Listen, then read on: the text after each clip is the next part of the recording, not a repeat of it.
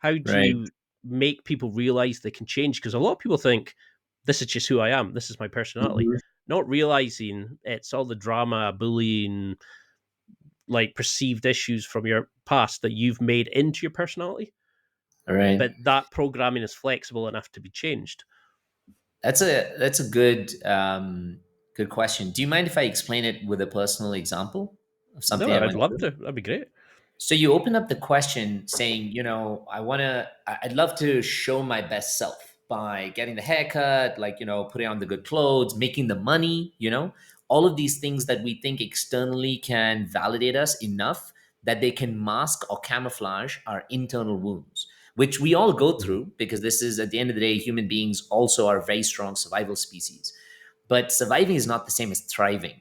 And surviving comes with its own set of problems. So for me, I was exactly like what you talked about. And in my late teens and my early 20s, to make up for like the difficulties I had growing up, I wanted to be this guy who was super popular. I wanted to be very good looking, popular with women primarily, because that's how I established my self-worth.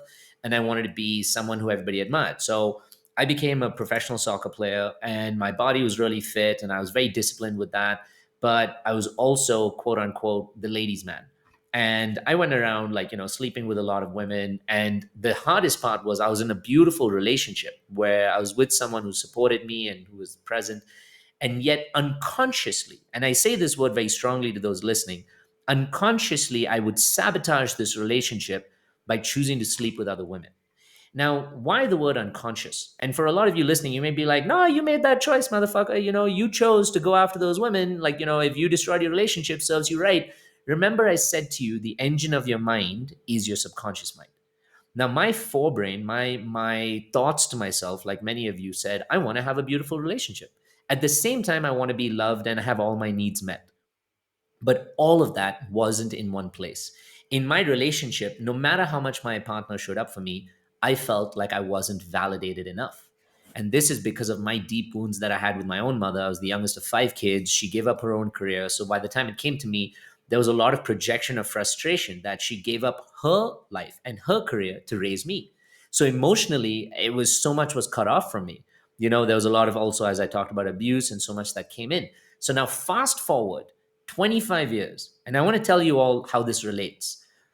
I felt so invalidated as a human being. I didn't have enough value growing up. That for me to get that value, I had to seek it from other women who would make me feel important enough that it would mask my childhood wounds.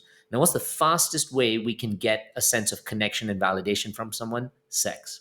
Because literally, when your bodies come together, there's so much oxytocin and everything that goes through you. It gives you a temporary sense of of a highness that, like, you know what? I'm amazing. I slept with this person. I feel really good.